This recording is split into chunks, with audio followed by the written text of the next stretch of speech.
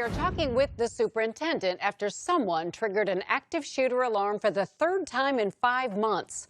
News Center 7's John Bedell is live in Miami County. And John, you asked Troy City Schools Superintendent what he is doing to stop this from happening again.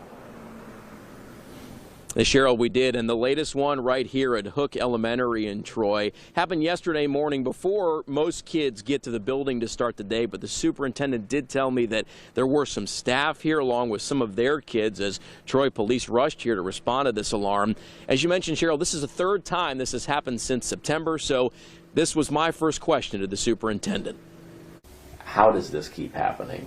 Troy superintendent told me they're still investigating how Monday's false active shooter alarm was triggered. Chris Piper told me for years, district has used a keyboard-based system as one of the ways it activates those alarms. So it used to be that we had it on specific computers around buildings.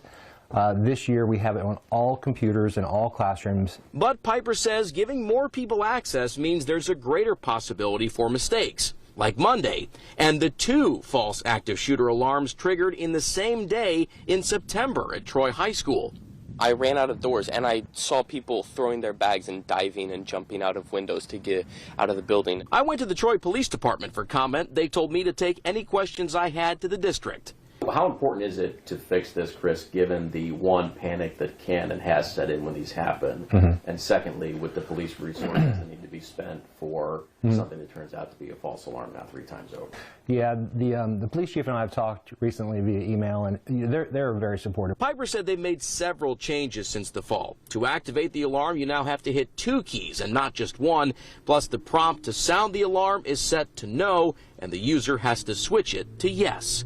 So to trigger the alarm, both keys must be hit, the default must be changed from no to yes, and then selected to set the alarm off. And that happened yesterday.